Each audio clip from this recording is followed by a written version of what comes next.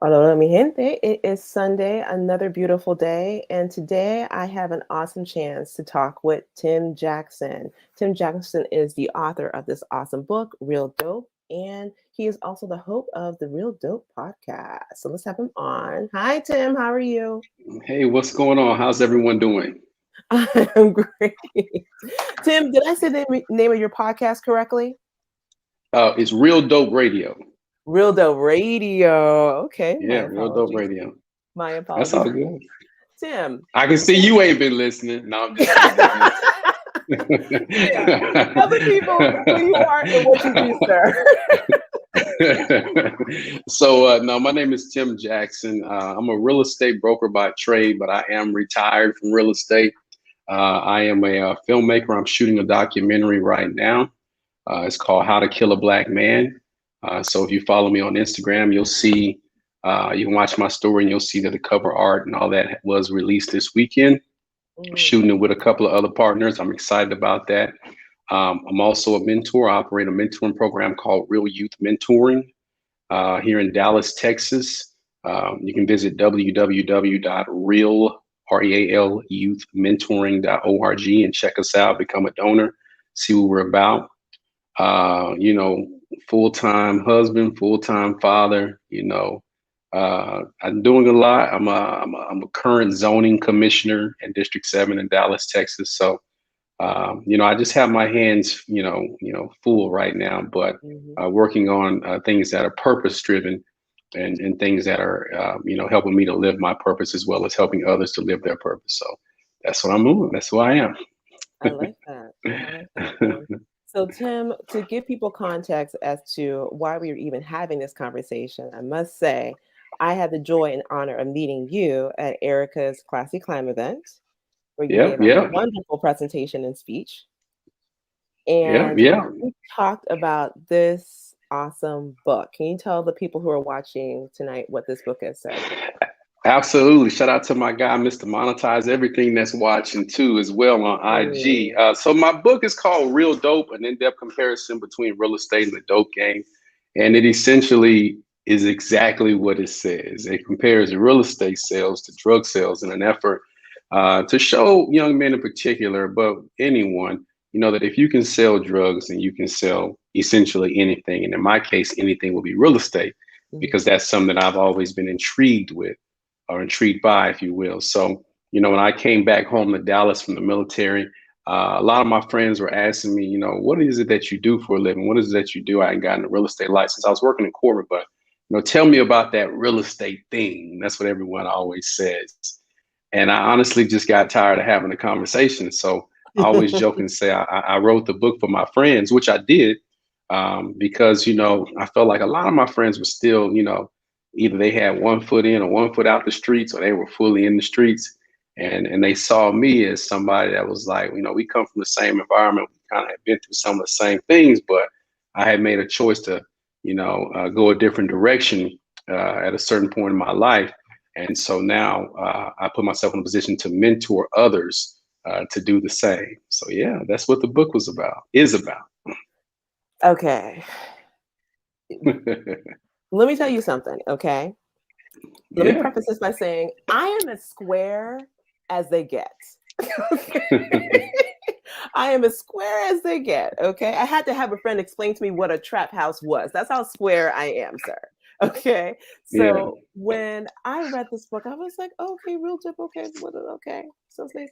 And it really blew my mind. You know why? Because let me ask you something, Timothy. Have you ever been a formal teacher? So I do have a background in education. My undergrad, essentially, when I studied interdisciplinary studies, I did student teaching. My goal was to get certified as an educator. So I've Mm, done the whole student teaching and everything. I'm probably like two or three classes away from actually being a certified educator. And I've worked in schools. I used to substitute a lot for my wife, ironically. Whenever she needed a substitute, I would sub for her, or I subbed in other, in her district for her friends and stuff like that. But I'm an educator by trade. By trade, I have a corporate background in education. So yeah, that's it who I shows. am. That's what I am. It shows. It You said shows you in were this book. square, huh? Square as a pool table and just as green, huh? But no, but at the same time, though, the way you were able to explain basic concepts and the comparisons and how similar things are logistically blew my mind, sir. Blew my mind. Yeah, it is. It's a mind blowing thing. You'd be surprised how much drug sales hasn't. Drug sales is just logistics, right? Some of the most intelligent people in the streets could operate a Fortune 500 company if they directed or redirected that energy towards something else. And so what's good? Shout out to Charles. Shout out to Money Madu. He's watching us as well. But it's logistics. And when Mhm, you realize that what you're doing is a logistical operation, and you get someone that can give you some game and lace you with some game on how to take it from transitioning from moving one brick to another brick, mhm. it's life changing. And I've seen the impacts that the book has had on people. Now, you said also that this book, well, when we spoke last, you said that also this book is also available in libraries and prisons as well. So my question to you is this: for those who have had access to this book, what points have they taken home that's helped them personally and professionally?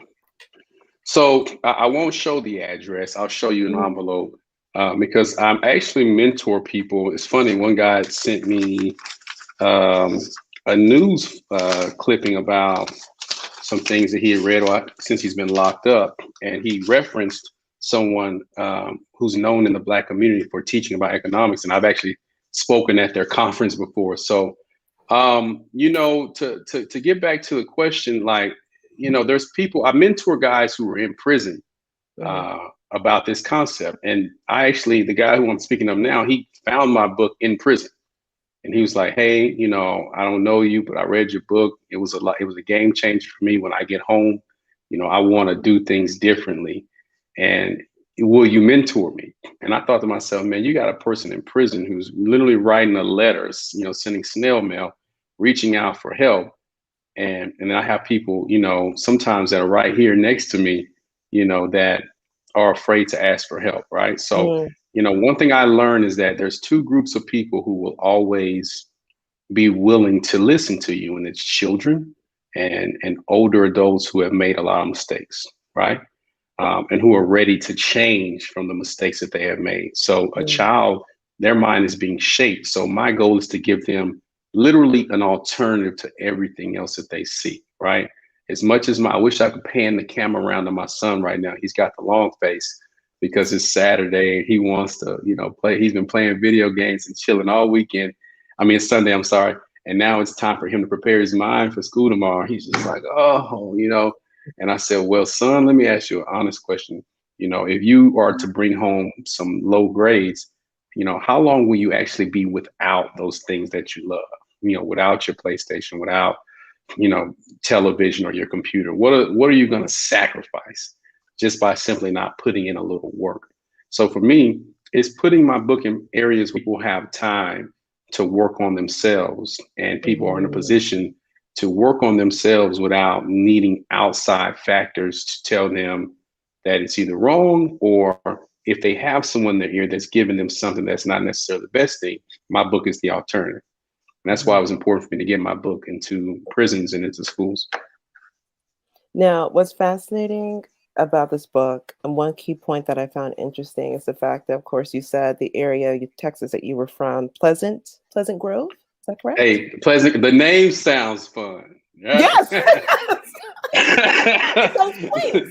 The name sounds fun, right? You ever watch the first 48? They're like in Dallas, right? A lot of them episodes, and it's not funny, but I've seen about 4 episodes of that show where I personally knew the people. You know what I'm saying?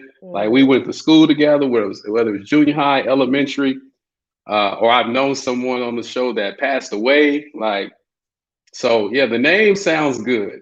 Mhm. but Mhm. but it's it's and things are changing. All areas are always constantly evolving and changing, but it wasn't so pleasant when I was out doing my thing when I was coming up, especially during high school, and I was involved in things that weren't necessarily pleasant either. Okay. So here's the question for you. growing up, your first section here, you talk about growing up in Pleasant Grove and Yeah, the things that you experienced and saw, right? In yeah. regards to the drug game. Okay. Hmm. So how was it? How were you able to be raised in an environment like that and take a different path when it was so easy to take the path that everyone else was taking? Here's the thing about where I grew up at. When my parents moved to where we moved to, it wasn't considered a bad side of town. It was actually where a lot of middle class people moved to, right? Mhm. So, I just went and visited one of my friend's mothers yesterday because, he has a brother that's in jail, and I actually write him as well. And all of our parents essentially still live in the community, right? All the friends that I grew up with, only like maybe two or three of our parents actually left, right? But the majority of us still live there because they own their houses. They've been there for 30 years, excuse me. But I saw the neighborhood change. I saw the area change. I talk about in the book how literally in one household, you could have a teacher, a professional that works in, a certain profession, whether it be the corporate world, a professional athlete, and then a drug dealer, right? They came Mhm. out of the same house on my street. You got politicians that came off of my street, people that work in sports, play professional sports that came off my street, and people that's were in drug, sold drugs and abused drugs. Like our neighborhood was literally the biggest, the best melting pot that you can possibly describe, right? And so, like many kids, I had a choice to make.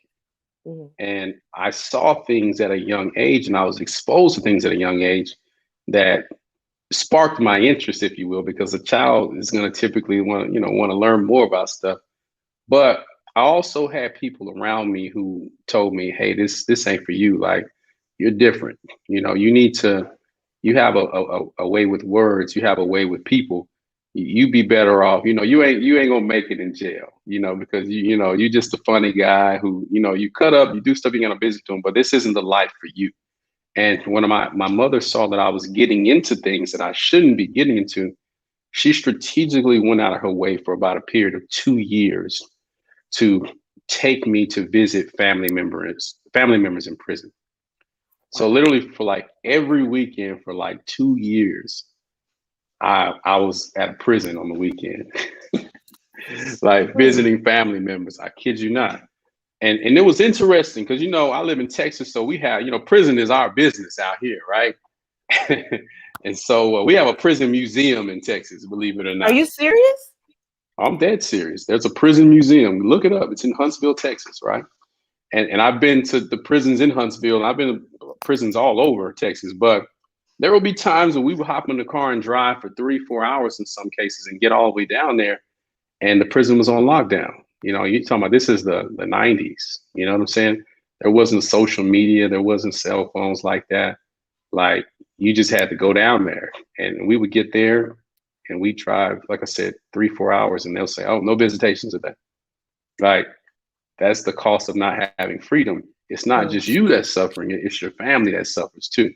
So rarely do people in prison get visitors, but when they do, like when you have someone and you would literally, we would see some of the same people every week, you know, to a point to where they would know who we were and they would know who we were coming to see. Mm. You know Yeah. what I'm saying? So, like I said, for 2 years straight, that's what my mother did. And that was her way of saying, "Hey, if this is the road you want to take, these are the consequences that you have to live with."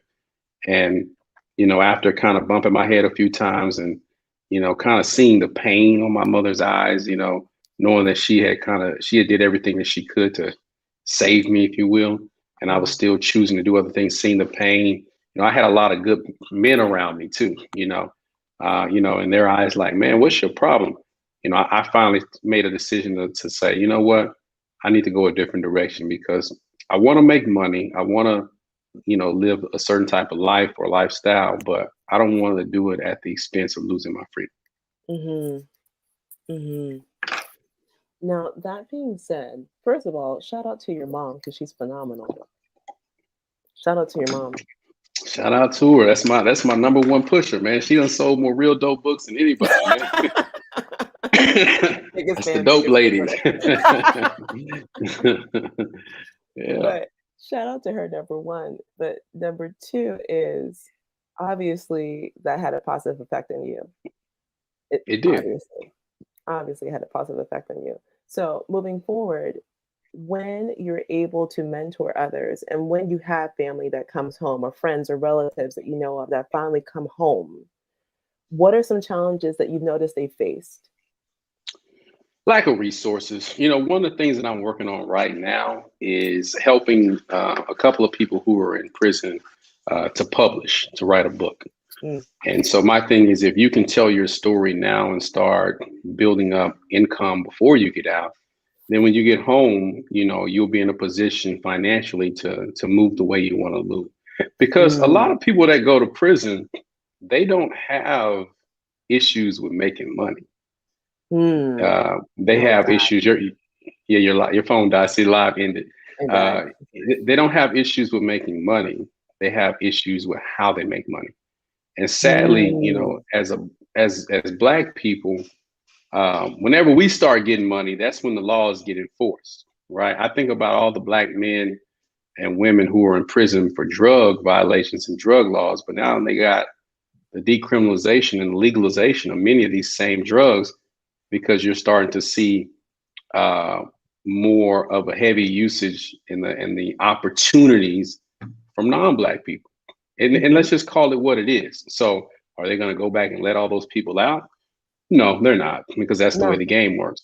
So my thing is, how can I put you in a position to have and enjoy the lifestyle that you're used to legally? I had a cousin that went to jail and he's always made money, always made money. And he operates legitimate businesses now, but he's always known how to make money. And when he came back from jail, he started applying what he knew from what put him in jail to legal stuff. And Mm, he was making so much money and living such a good lifestyle that they sent him back to jail because they said, there's no way that you can be making, you can afford the lifestyle that you have. And he's like, it's all legit. And so he had to, yeah, exactly. Right. He had to go back to jail simply because when he would come to check in, he'd be in nice clothes, he'd have a nice car, and they automatically he was assumed that had a he was tied to job, previous but it activity. was assumed that he was doing stuff. So I want to help people legitimize themselves on paper so Mm, that, even when they do come home or if they get themselves in a situation, they can show, no, this is what I'm doing now. And this is how I'm changing lives. mm. Okay, Tim, I have to talk to you offline about something. I'm just gonna write something down real quick. Okay, so so Tim, that is so powerful though, because here's the other thing about your book that I really, really, really liked is the fact that once again I'm square, so I was like, oh, this is a new term. Making what was it? Not legalized, legal. Oh, I had it written down. I had it written down and underlined under here. But basically, having, like you said, a legitimate business, right? Yeah, By means of that, being able to uh, modify our funds to make them official. Right? So with absolutely. that, so with that, here's the truth of the matter that I really, really like because, like I said, this platform and what I talked about here is usually centered around entrepreneurship. Yep. And different people enter entrepreneurship for different things, for different reasons. Some want time Yep. freedom, some want more economic stability or opportunity.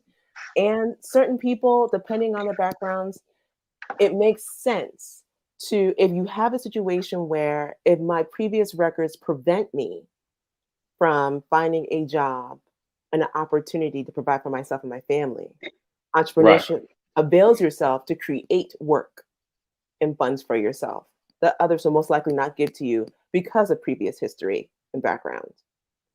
So, with that, my question to you is this I guess, well, I'm just going to ask it. Do you love being a real estate investor or do you love Yeah. what real estate investing avails to you? So That's a good question. So I definitely love what it gives me because it gives me freedom. Um, but I think what happens in our society is that we've come to the we've come to feel like we shouldn't have to work for things, right? Things should just be, excuse me, given to us. And real estate investing is not easy. You know, there's a lot that can go wrong. My first real estate investment was probably the worst deal that I've ever done. I mean, anything that could possibly go wrong went wrong, right? But on the flip side of that, my investments finance my lifestyle. Hmm. So you have to go into it knowing, hey, what's the rating on this show? Is this a PG show, PG-13? Well, let's I keep gotta it make PG sure. here. Okay, Let's I'll keep keep it it PG PG. here. You got to go into it knowing that you got to put up you're gonna have to put up with some crap sometimes, right? Mhm. And so, when you go into it knowing that there's gonna be some overhead that you're gonna have to pay, then when things happen, you're not as shocked. You know, we had a $30,000 plumbing job on a property. The plumbing went out on a property on Christmas Day, Christmas Oh, Eve. Tim. And not only were we out of town, like we were literally on our way to Florida when we got the call. So that means that we couldn't get a plumber over there until essentially New Year's after, Mm. like a couple of days before New Year's, and then they couldn't start the job until after New Year's started. We had to improvise. We had to take care of our tenant. We had to make sure that they understood that while we were going to be out of town for the next 5 days, their experience mattered. So Mm. we had to spend money, and we got some private porta potties that we put out in the backyard. We just did everything we could to make them as comfortable as we could. We comped them on their rent, um, you know, and we just looked out for them.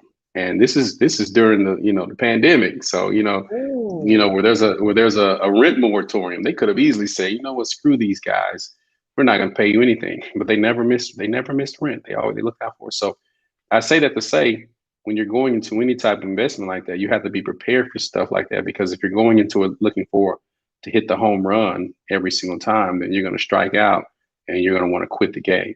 So for Mm. me, I don't if I never have to sell a house again, it'll be too soon. I'm over real estate sales completely. That's why I'm a retired real estate broker. My wife runs that side of the business. I don't even touch it.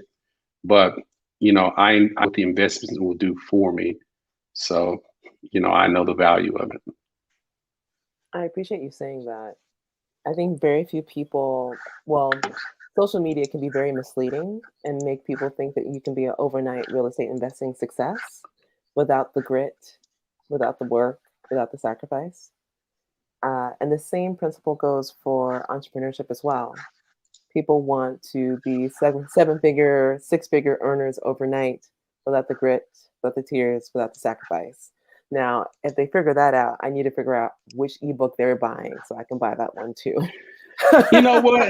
That's it's always been that way, but Mm, social media has made it worse. It's magnified it to a level to where our children feel like that you don't have to put in hard work to be great. And I'm mm, looking over at my son who's working right now. Make sure you turn around, put your computer on the desk, by the way. Working on work on a Sunday. He loves math, he loves theater. There's a lot of things that he loves, but there's things that he doesn't care for at school. mm, And I have to constantly explain to him, like, you should do those things first, and you should strive to be the best at them. If it's something that I tell the kids in our mentoring program, if it's something that you're really good at, find a way to sell it to other students, right? Find a way to mm, become a tutor. We have a kid in our mentoring group that tutors other students, right? If it's something that you hate, find a way to be better than average at it.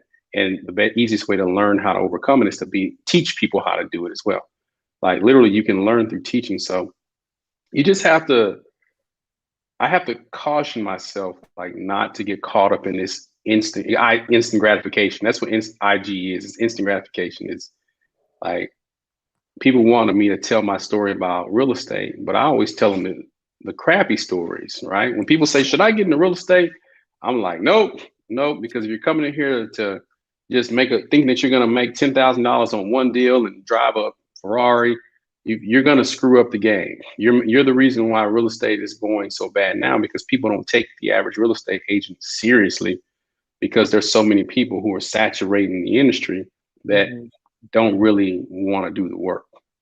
Mm-hmm. Well Yeah. said. Well said. Now, I had to say something here. I have from my notes, my official notebook, you had a quote that I said, ooh, wee, that hit. And I shall quote you, Mr. Jackson. Are you ready? Let's get it. And I quote, it says, many of you listening to me have one problem in common. You don't believe in yourself. Nothing more, nothing less. So you structure your business and your life to be like others. And this is why you fail. This ends today. And I That said, was at the ooh, that was at the event that we just had. yeah, I wrote that down. Yeah, I that's wrote that real. down. Like, Yeah. you know, I found so much freedom when I started being myself and when I started believing in myself. I was working on a project last night because I do some consulting, Mhm. and I have a client who is really challenging me, right? Because this client is like we're almost just alike. And this client reminds me of how I was 5 years ago when I felt like I had to do everything myself. Hmm. And, you know, I believe that it could only get done if it were me. And then if I didn't believe in something, it just didn't get done. Right. Hmm. And I had to realize that my biggest hurdle was me.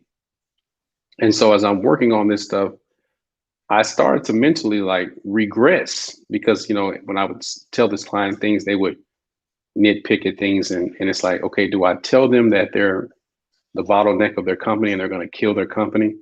Or do I continue to do what I do?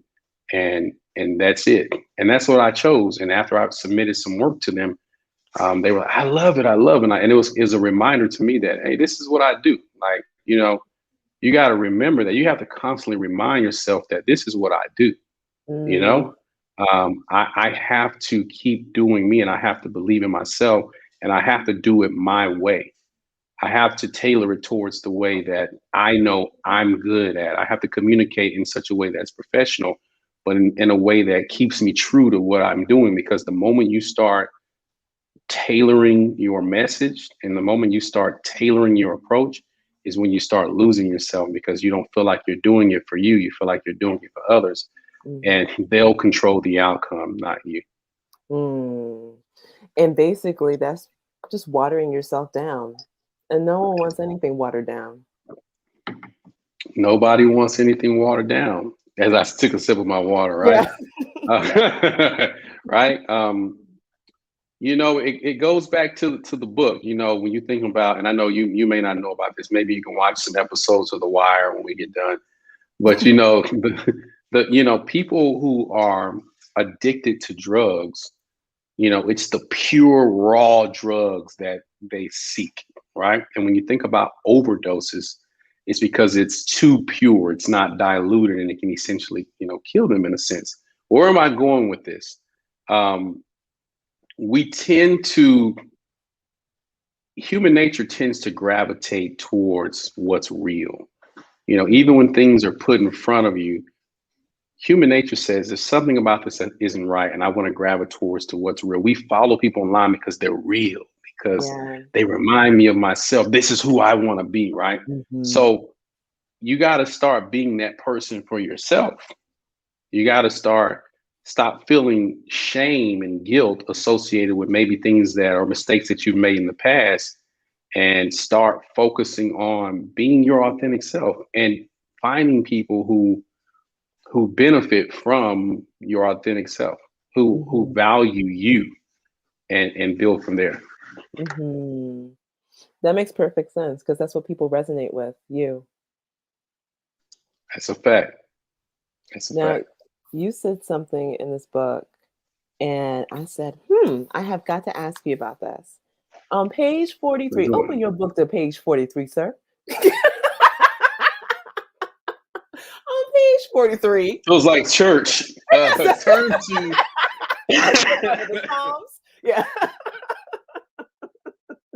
On page 43, the first line says, "One thing that has made me successful is that I do not operate out of fear.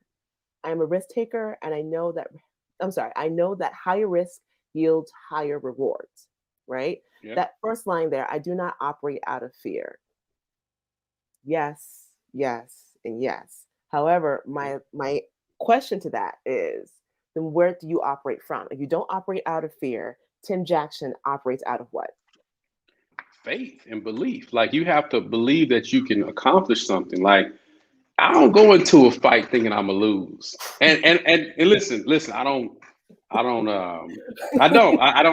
to promote like violence or promote Yeah. stuff like that. I used Mhm. to fight a lot, believe it or not. I Mm. used to get into a lot of fights. And I didn't lose, I wasn't known for the person that was getting beat up, you know. And so, you know, someone taught me, if you go into a fight, you have to go into it knowing that you're going to win. Mm. And, I'll never forget as a kid, my very first fight, I was getting bullied by this guy. And, that was when our neighborhood was kind of turning. It was going from Pleasant Grove to Pleasant Grove, so, different people were moving in, and this kid, we were in the fourth grade. He came from another neighborhood, a much rougher neighborhood, and he was trying to get us to join his gang, right? Wow. So he created this neighborhood gang, and I didn't want to join it. I was like, no, I don't want to be in this gang, So he was like recruiting all these kids in the neighborhood, and the thing was, he told me, I'll never forget, he tried to get me to join his little gang, and I said I didn't want to join it. And he was like, every time we see you, we're gonna beat you up, And he had recruited some of my friends who were afraid of him, and they tried to jump me, and I was like, what are you doing, And so I went home and I talked to my cousin about it. He's like, never be afraid, like, go into a fight knowing you're gonna win. And so we had these mirrors in our house. My mom still has these huge mirrors like on her wall, like the entire wall is just a big mirror. Everyone loves it when they come in. And so I would get in the mirror and practice, this is what I'm gonna do, to this bully. And I'll never forget the day came and I beat the brakes off of this guy, And people still talk about this fight until this day because it was such a fun fight because we all felt like we got liberated from this bully. But the funny thing about that fight is the guy, he still talks about it too. He says, that was the turning point in my life because I was going through so much stuff and I felt like I had to, express myself through controlling people. He was like, and after you beat me up, in front of everybody and I got humiliated, it made me realize that that's not the way that you go about living life. And he never got into a fight after that ever again. In fact, he's Wow. like, I kid you not, man. Like this dude accredited me for like, saving his life. Because after I beat him up, he went home and grabbed a knife and came back and tried to stab me. We're in fourth grade. And so, after all that happened, our parents got involved and he got in a lot of trouble for that. And after that, he changed completely. Now he's like really into ministry and stuff like that. But we joke. I see him from time to time and we laugh. He says, man, that was a turning point in my life. And I say all that to say, I knew in that moment, like if you go into a fight, you go into the fight to win. Like there's ain't no sense of gambling if you gamble to lose, right? Mm. And so, I know they may, for anybody who's struggling with gambling addiction, don't gamble, but you never go into something thinking what's going to go wrong. I always go into stuff thinking about what's going to go right. And then I build off of that. It's an affirmation. You speak and become, you become what you speak and you think. Does that make sense? And Complete sense. so I've always been a risk taker, but my wife is a lot more calculated. My wife is not a risk taker. So we balance each other out. Like there's certain things that scare the living daylights out of my wife. And I'm just like, let's do it, And even though, that we've taken some L's, let's not get Mhm. it twisted, but our wins far outweigh our losses because we go into it with the mindset of we're going to win. And even if we lose, like literally, I told you my first house that I flipped was the worst deal ever. We learned so much from that one flip on how not to do it. Does that make sense? Yeah. So even when I lose, I'm winning because now I can take those losses and materialize them and turn them into money because I know what not to do. Mm. And you know, the other aspect of that I really appreciate with you saying that is you really won't get the return on your investment that comes with a loss if you don't dust yourself off and try again. Because you could have easily said, this was the worst experience ever. I'm never going to flip. I'm never going to invest in real estate ever again. And then you wouldn't have taken the lessons that you learned from that horrible experience to now use it as an advantage in your next venture in real estate. I, I had an uncle who invested in real estate and it was the worst experience of his life. They tore up his house. Um, it's a sad story. You know, he had a piece of property in the country and he rented out to somebody. And he had a dog and he left the dog with the people and they tore up his house and, you know, caused harm to the dog. And we'll just leave it at that. Oh, And he said, I'll never in my life, he said, that happened to him. He said, it traumatized me to never, ever, ever invest in real estate ever again, ever. And he never, so when I told this uncle that I was going into real estate, this was like my trusted advisor, the person that I grew up with my entire life, and the person that helped me become a man. He told me not to do it. And he told me his story. And I was like, well, you know, that's your story. And I hate that you experienced that, but this is my purpose. And and the rest was history. But just imagine had I listened to him, we wouldn't be talking right now. Right. that's real. That's real. Yeah. But you know what that goes into though? The fact that sometimes when we share our purpose, I appreciate that. I love that word.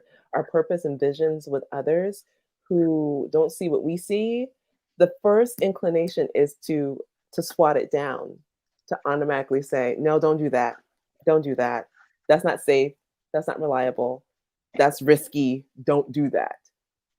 And so it kind of goes on to the second line of this, which I want to ask you about because you say you're a risk taker. Sure. But Yeah. what is the difference in the eyes of Tim Jackson? What is the difference between being a risk taker and being reckless? Well, reckless is not having a plan, right? So if you don't have a plan that you're going to execute and attempt to follow, then that's just being reckless. You know, waking up. The example that I use when I speak is, you know, trust your gut, not your heart, right? I love that. Because you know the heart attacks, right, Hmm. and the guts filter through the BS. All right, Hmm. keeping it clean, right? And so, you know, when you think of every decision that you've ever regretted, it's typically a hard decision. It's typically a decision that made out of pure emotion because you felt, you know, in your heart that you should do something. And you think about all the times you've had to make knee jerk, you know, like quick adjustments, quick, you know, survival type decisions that saved you. It was a gut reaction. It was there's something about this isn't right. The hair on my arms are standing up. You know what, I don't feel safe going to this place. I don't something. And then later Yeah. on, you know, you realize that there was a trap waiting for you, right? And so, you know, do your research, but don't over plan. Don't get, you know, paralysis by analysis. And if you don't feel that in your gut that this is, if you can't see a legitimate, you know, string of success from people who have actually done this, they can show you receipts and paper, and they can, you know, there's not a plan of action, then I don't do it. It's and that's just Hmm. me. And I can't speak for everybody else, and I don't apologize for the way that I feel. Like, you know, I just that's just me. Yeah. So sometimes you have to be there is a fine line between being reckless and being, betting on yourself. But you can always you tend to know when you're going a little bit too far. Hmm. And the person that doesn't stop when they're going too far is the person that's being reckless. Well said. I couldn't agree with you more. Well said. Because some people they easily misconstrue the two, and I'm like, no, no, no, no. There's a difference. There's a difference. I mean, there's There's a a reason. huge difference. There's a I'm sorry. I huge didn't. difference. Yeah. No, so there's a huge difference. And you know, if you're a fearful person, if you're always going in something expecting the worst outcome, then you know it's probably because you tend to be reckless. right? That, so yeah, that's it. That's very, very true. Very, very true. Now, here's my other question for you. Before we wrap up, here's my other question for you, okay? Sure. Now, you started out, of course, you were in the corporate world, you transitioned into starting your own business. And when you started your own business, it was you opened up a real estate brokerage, or what was the transition? So I was in the corporate world, working as I worked in auto finance. So I started off entry level collections, then I became a repossession account manager, and then Ooh. I transitioned into the underwriting world. So I went from taking people's cars to giving them cars, and so that's kind of what it was. And so for me, during that time, I got my real estate license because I'd always wanted a real estate license. And so I got my real estate license and I began to sell houses to my coworkers.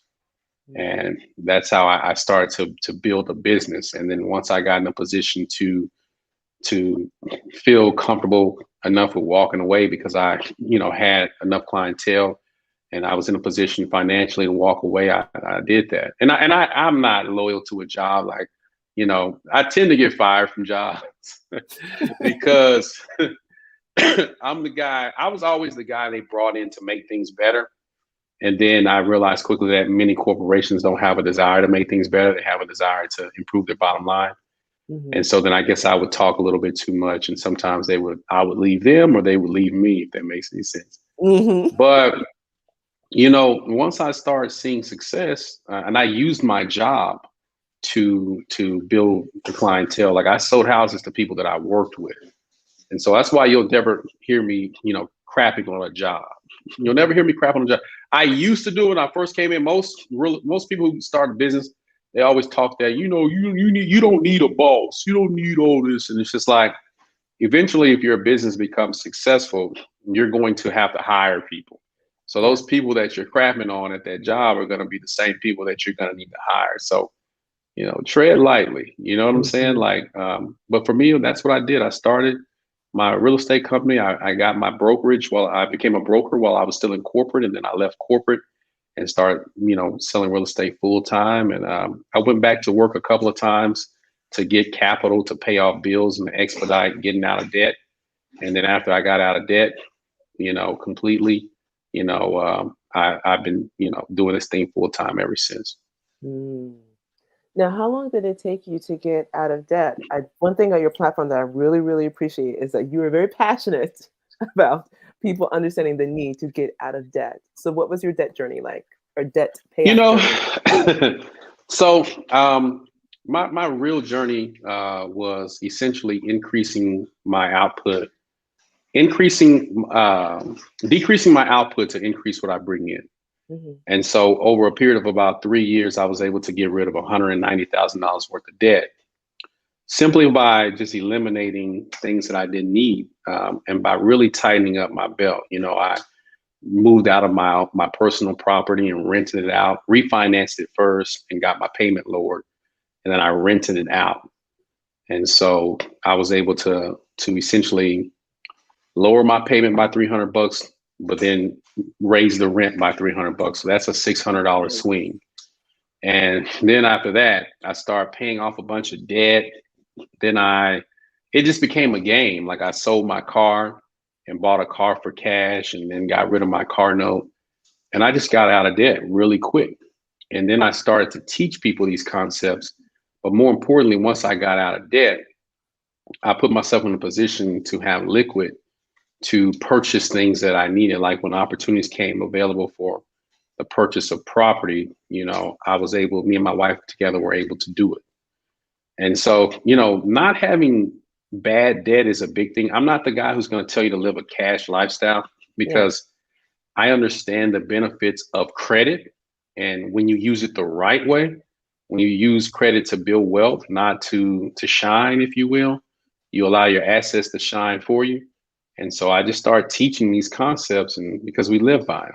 I actually just I had an event on this past Friday, 7 strategies to eliminate debt and build wealth. Mhm. We had it at a wine cellar, real intimate setting, and we talked about it. And I was able to give out a lot of gems, to people. And I've been getting texts all weekend, like, "Shoot, man, I never would have thought of it that way. Like, I'm so glad you woke me up to this." And so that's what I do. That's powerful stuff, Tim. That's powerful Yeah. stuff. Because being in debt, when you're in there and when you're experiencing it, it's easy to feel like there's no way out. Mm, Very easy. It's seriously, it's very easy to feel like there's no way out. You can feel rather helpless. So I do absolutely. the content that you create and your passion behind it that I do appreciate too about getting out of debt. It's the passion for me, Tim. It's the passion for me. You know my tagline. I ain't gonna say it on here. You done already gave me the rating disclaimer. But everybody watching this, follow me at Tim Jackson now. You can see what that tagline is about. Because you know what? That topic, whenever you're talking about finances, it's just a boring topic, It is. and it's a topic that people are afraid to discuss publicly because they don't want to look like they don't have their stuff together, Yeah. right? So even when I was at the event at DC, like, who in here is struggling, with credit and debt? And like nobody raised their hand. I was like, really? Nobody? But I called it out. I was like, really? I was like, that's the reason why a lot of people can't get from where they are to where they want to be, because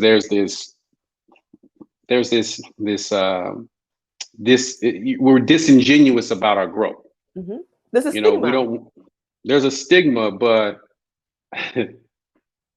you know, we got to get out of that. And you got Yeah, to surround yourself with people. It's a stigma when you're surrounded with broke-minded people. that part. That Let me part. write that That down. Let me part. see. That's a tweetable, brother. Write it It's down. a stigma That's when it. you surround yourself That right there. with broke-minded people. Yep. Hmm. Because what happens is you get around these broke people, or these people who have no concept of wanting to be better. And so they're going to look at you some kind of way, like, "Oh, come on, man, turn up. You only live once." That whole, I've never subscribed to you only live once. Like, you only die once, man. You live every day. You understand what I'm saying? Yeah. And so when you get around people who, that's just not what they're on. They want to turn up and spend frivolously and do things all the time without any consequences. These are the same people that when they die, man, their family members are posting those GoFundMe links because they didn't have their stuff together. But if I say that, then, "Oh, Tim, you're talking down on your people." No, no, no, I'm not. No. I'm just calling out the facts. We got money. I made a post one time that said we have money for everything but attorney fees, bail, and funerals. And man, oh, they came from my head. You're an elitist. Just like, No. No. That was I saw that, and let me tell you something. That was a public service announcement, Tim. That was a yeah. public. You did your civic duty with that tweet, Tim. That was a And, civic and, duty and you did. I'm not a pull up your boots by your bootstraps guy. That's not who Mhm. I am. I'm a history major. I have a master's degree in history. My thesis was on the Great Migration of Black people throughout the United States. I studied the system of white supremacy deeply. I can write a thesis on that. So let's not get it twisted. The global system, right? Um, I talk about the choices once we have been made aware of something. Once it's like the Matrix pill. Once you take that pill and you're made aware of something, you can't unlearn it. And that's what I Mhm. love about education. Once you learn something, you can't unlearn it. It's there. So now you have to make a conscious decision on if you want to pursue it or if you want to continue doing what you're doing. And that's what that post was about. And I don't really care if anybody felt some kind of way about it because I'm tired of getting the links, for the GoFundMe, right? When you can, as a 30-year-old with no pre-existing conditions, you can buy insurance for $15, $20 a month and have $300,000 worth of coverage for the next 30, 40 years, or, $150,000 to $200,000 coverage for life.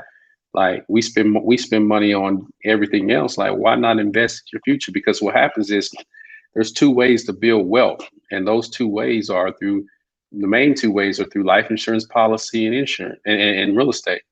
When you start looking at how wealth was built, outside of slave labor, those are Hmm. the two, right?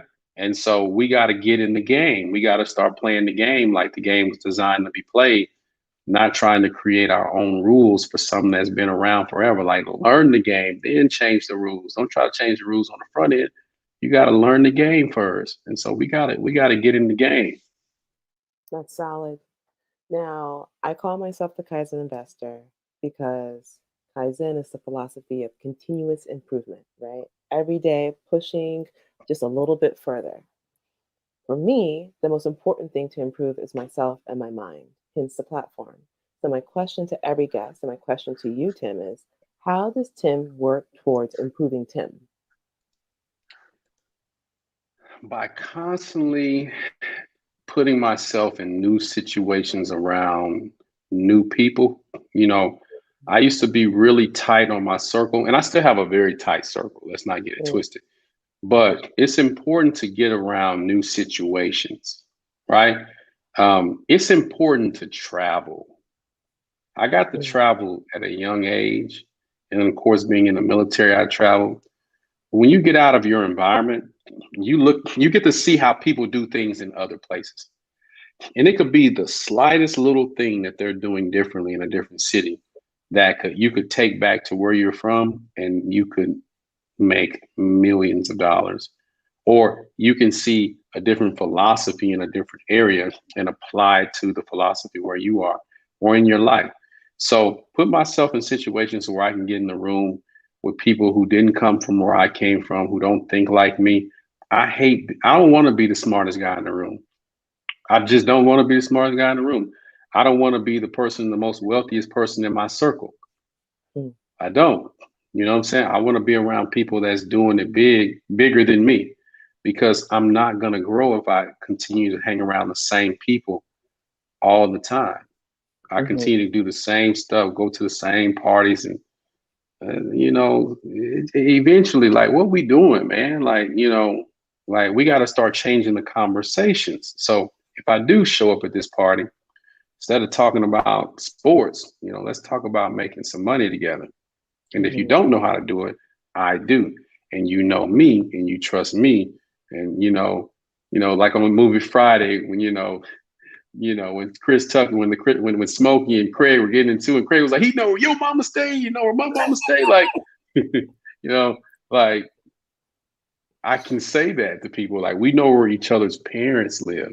Yeah. Like, I have a track record of doing good business. So trust me on this and let's go in this together and figure it out. But if you sit still and you don't get out of your own environment and you don't put yourself in rooms with other people that don't think like you're gonna be stuck. And people say, well, I can't get an invitation. Well, that's cool. You can get on Eventbrite and see what's popping off in your area. Yep. Like, literally, you can get on Eventbrite and type in whatever it is you're trying to learn, or Facebook, calendar events, and somebody's having an event this weekend about that. You Yep. buy a ticket, you show up, you introduce yourself. Don't be a weirdo when you get there. Don't be too quiet. Don't talk too much. I tend to go in the room and fall back and be the listener, and then I, introduce myself respectfully. But just do that. Now, how has speaking, you just wrapped up a tour with Erica, the Classy Climb. How has speaking around the nation, worldwide, Tim Jackson, how has that influenced you? What influence or effect did you have? I shouldn't say influence, but how did you enjoy it and what did you learn? There you go. It came out in English eventually. You know, I've been speaking for a minute, but Mhm. I really enjoyed that tour because believe it or not, I've been a lot of places, but I've never been to DC. Are you Um, serious? so Really? so I went to DC for the first time. I want to say it was a week prior or 2 weeks prior. That was my first time ever going to DC. I've Wow. been to Baltimore a ton of times, and my wife had been to DC. So we actually planned a trip to the DMV area 2 weeks prior to me going, Got it. for our anniversary. So we stayed in Baltimore at the harbor for, a couple days. Then we came into DC and stayed, like right by the White House and did all the touristy stuff. But I really like DC. That's what I learned. I didn't realize what I was missing out on. Like, I love that DMV area altogether. It's just a whole vibe. I'm a Southern boy. I'm from Texas. I like the fact that you can hop in your car and be in the major city in an hour, no matter what direction Yeah. you go. And so, you can reach so many people there. But I also learned that, you know, the world is big, and there's somebody who needs what you have to offer. And even if you can find 100 people, to sell a product that will benefit their lives, and you can sell a product for $297. I mean, that's 20, that's almost $30,000 off of 100 people, Yeah. right? And you're giving them value because this is what you know, but then you can also earn an income. And then you can go to another city and do the same thing. Go to like, you just got to get around and provide. When you have value, people will tap in, you know? Hmm. Um, and I tell people on social media, don't do things to go viral, do things to create impact.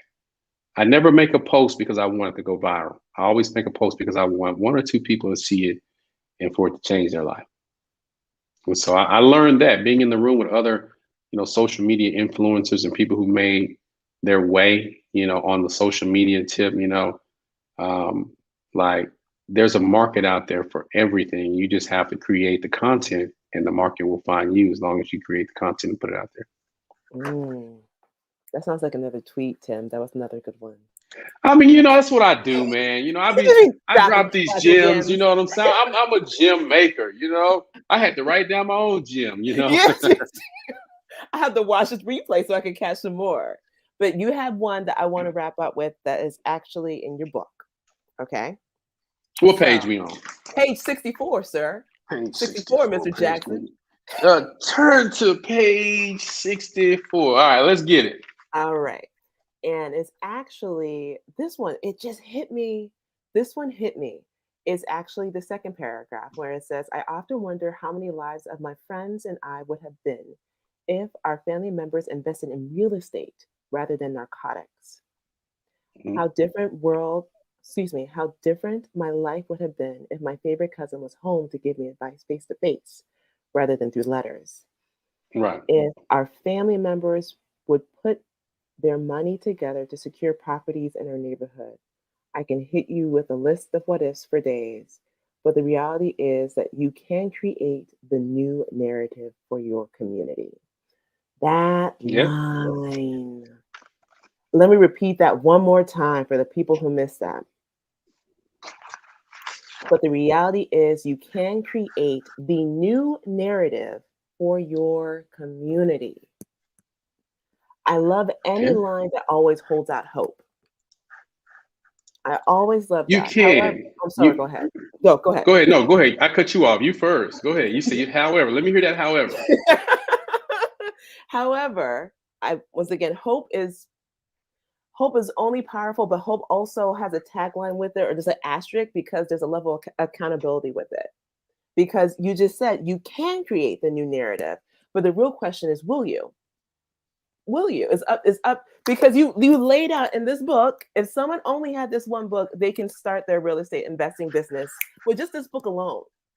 Okay, They this can. book And alone, they have. you can't. That's so awesome. So I'm not I always tell people I'm not a hope dealer, right? Hmm. But my job is to get you to think about something. I want to awaken that thing that you buried for years, right? Like you have these thoughts in the back of your head that will work, but life has caused you to put them off. Life has caused you to question. Life has caused you to second guess. Excuse me. And I want to be the person in the back of your mind that says, no, you can't do it, right? But not only am I the person in the back of your mind who says that, I want to show you how. Does that make sense? And too often in the Black community, we get sold by hope of what could be, Yeah. and there's no one actually showing you how to do it. And, Mhm. I do a lot in Dallas, and I struggle with this because I'm big on getting around new people, but I believe you can't be a prophet in your own land because, a lot of people grew up, they know you. They don't know me as Tim Jackson, the zoning commissioner, Tim Jackson, real estate broker. They know me as Tim, who used to be doing stupid stuff, right? Mhm. And so when you get out of your area, then people can see who you really are. It's kind of like when people start businesses, sometimes, they go on a rant. None of my friends will support me. My family don't support me. Well, that's because they don't see you as a professional, right? It's Yeah. those perfect strangers that are going to get you that extra comma, right? In your net worth, right? But I get around a lot of people in my area who love to sell hope. They love to sell imagery. They love Hmm. to sell the what if, but it's just a rabbit hole that leads to nothing. Yeah. And that's tough for me because I don't do business like that. I'll equating it back to the dope game. If you sell somebody some bad drugs, two things are gonna happen. They're gonna die, or they're gonna come looking for you because you sold them some bad drugs, right? Mhm. And so those are some grave consequences. Well, I feel like we need to, and I feel like we need to hold people to that account of that standard in real life. If you're selling me hope that's not going to materialize, we're going to have to start calling people out for that. Because anytime, I believe this, anytime you see somebody put in front of us as a leader, or you see someone put in front of us as the example, they typically have the worst interest for us. They typically don't even really fool with us in real life. They don't have a footprint in the community to actually do change. And if they do, it's the type of change that's ambiguous, right? Like, look at us. We gave out, 200 turkey dinners, which is not a bad thing, but, that's for 2 holidays a year. What's happening the rest of the 363 days of the year when these people are suffering mentally, financially, emotionally, spiritually, physically in some cases? Like, what are you doing to bridge that gap outside of taking a photo at a turkey dinner? I hate photo ops. I hate them. I hate photo ops. And we do so much that doesn't go documented because I hate photo ops. I hate them. So That's we have real. to start. We have to start doing better at holding people accountable who are selling us this hope, because it's nothing. It's just hope is the new dope, Yeah. and you know that But feeling of nostalgia doesn't pay the light bills. well said. Well said. Yeah. But we can go down that rabbit hole forever because hope is so easy to sell. It's because it's easy to package a dream. That's why you can sell people a pill that will hopefully give them a six pack. But if you tell a person to eat right and to exercise, very few people are going to buy that. Listen, I didn't know you were gonna be judging me on here. No, I'm just kidding with you. Well, why we gotta make it personal? No, I'm kidding with you. I'm kidding with you. No, I agree with you, but everything requires a little work, Of course. and the question is, how much work are you willing to put in? Yeah. Now, I need to let people know, well, I need you to let people know, not only if you haven't gotten this book, people just get it, number one, but number two is tell them about your foundation and how every red cent goes to your wonderful foundation and what it's all about. Yeah, absolutely. So, Real Youth Mentoring, which is www.realrealyouthmentoring.org, is a nonprofit organization here in Dallas that teaches boys how to become entrepreneurs, leaders, and effective members of their community. We give out a scholarship to our graduating seniors. We've helped people during some of their worst times. Recently there was a bad hurricane in New Orleans, and we were able to provide some assistance to someone that came here to Dallas. We had a person whose house burned down or their apartments burned down, and we were able to provide assistance. We had a freeze recently locally where everyone's pipes were bursting, and we provided assistance. But we've just done a lot of things over the years that we don't even document, because our thing is, when a person's in the worst time of a person's life, they need support, not a photo op. And so that's what we do. We volunteer a lot. We provide legal assistance to kids and families if they need it. We provide counseling. We pay for counseling for people to come in and talk to our kids. We provide tutoring services. We do a lot. And so I would love for you all to take a look at the website, become a donor. You can become a donor for as little as like 19 bucks a month. Um, our donors are amazing. But this book, 100% of the proceeds go towards Real Youth Mentoring. I don't make a dime off of this book. never have, never will. So this is what helps us fund it, along other, with other things.